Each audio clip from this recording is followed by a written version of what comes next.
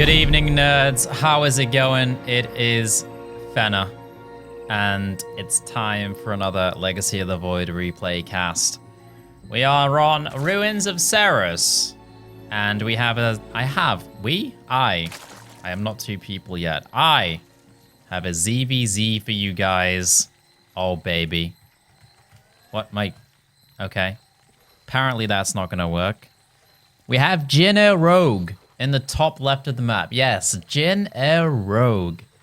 This guy came third in, I do believe, the BlizzCon finals last year.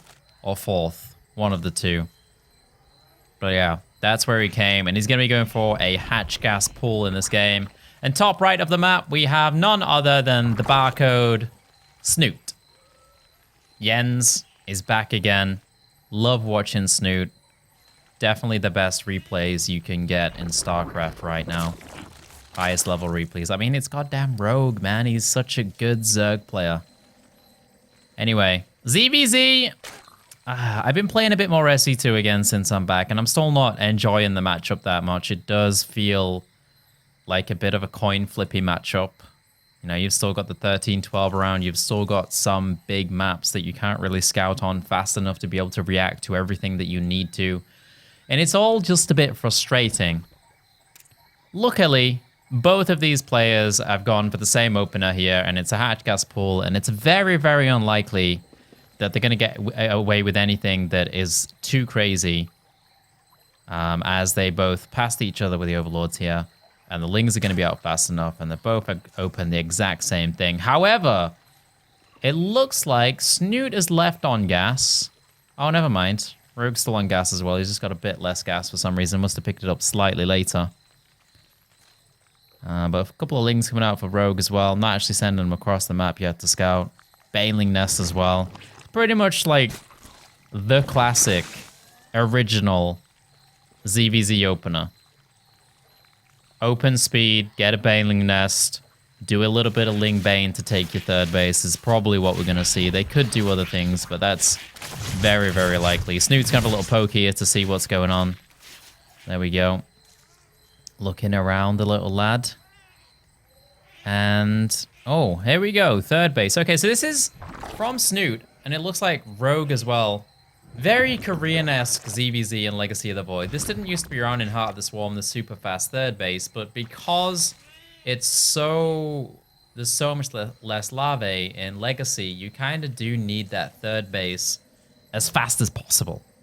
If you don't get that third base as fast as possible, which you can see both players took it before 35 supply here, it's awful, man.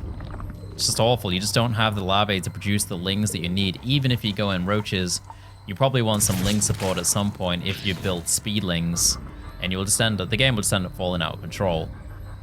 You would probably just end up floating without that third base unless you were deciding to do some kind of roach all-in, which I don't think either of these players are going to do. But let's keep an eye on Snute. He does have the roach warren coming up, and he's not currently producing any more drones. I feel like he might do a little bit of roach pressure, actually. Looking at this, he's got 2 gas. That's the perfect amount for producing some roaches and then a couple of ravages in the mix as well. He's gonna be able to defend his third base and attack at the same time. Here we go, 6 roaches on the way for Snute. I think he's gonna get like, oh, he's gonna get even more. He's going heavy on this. 10 roaches on the way. This is gonna be an extremely heavy attack from Snute. Roach Warren has only just started for Rogue. He's got a lot of Zerglings on the way, but they're not going to cut it against these heavy Roach numbers. He sees it now. Rogue has seen it. Is he going to wait for the Roach Warren or just keep producing lings? And as you can see, he's floating up to about 600 minerals right now. That is the limitations of the larvae. Like, he doesn't want to just be producing lings. You have so little larvae in Legacy of the Void, so he needs to wait for that Roach Warren, but is it going to be fast enough? It's going to finish, but Snute is halfway across the map already. He's doing a little counterattack here, is Rogue, to try and buy himself some time. I'm sorry for the health bars, by the way. It's on this replay is on the older version of StarCraft. There's no big patch, but obviously I didn't have the health bars on. In fact, 1 second. Now health bars are on. We're all sorted. All good. He's trying to sneak by with a bunch of Zerglings again. to see if he can buy himself some time. That's basically what he's trying to do here, and he's done it. There's a bunch of roaches out for Rogue now, which means he can probably defend this quite easily. Snute is not stopping, however. He's still going into heavy Zergling production. Rogue is ready on the defense as well, though. And let's have a look at the counts here. That's going to be the most important. In fact, no, the fight is going to be the most important thing. Snute is coming in here. This fight is going to be so key in deciding this game with how it goes. Ravager shots come down from Snute. His army's looking a little bit smaller. More Zerglings are coming across the map, but I don't feel like it's going to be enough from Snute. Rogue with a beautiful defense here, buying himself enough time with those Zerglings. Yes, he's going to be able to defend. And now he has a much bigger drone count. Snute is pushed back. He's looking horrible in this game. How is he possibly going to come back in this scenario? He needs... I don't know what he needs. He has to defend and somehow sneak out a bunch of drones. But I think he might just die to this attack. It's going to be a very fine defense if he makes it happen. And he does have enough roaches and ravagers now. Couple of banelings on the way for Rogue just to take care of the few Zerglings that Snute has. I like that. I like it a lot. He's going to need the best Ravager shots of all time. But look at that splitting by Rogue. Absolutely perfect. Does Snute have enough here? Ravager's pushing back along with the Zerglings. If he can dodge these banelings, maybe he can make something happen here. He has a lot of Ravagers.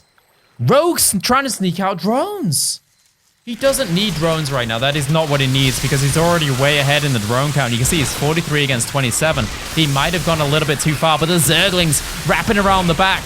Actually, it looks like Rogue has this under control, and now he's got a staggering lead in this game. I don't know how Snute is going to do this. I've got no clue at all. I thought Rogue was being a bit too greedy there, but he snuck out the perfect amount of drones to balance out his army there, and now his economy is just insane. Perfect defense by Rogue, perfect drone numbering as he defended that, and that's the most important thing, exactly how many drones he built. Like, even if he built like a couple more drones just a little bit early, one more wave of drones, he might have died, but as it is, it's just looking way too good for him. He's gonna push in here, and Snute, I think it's over, mate. I think that's it, especially with those Baneliness. GG.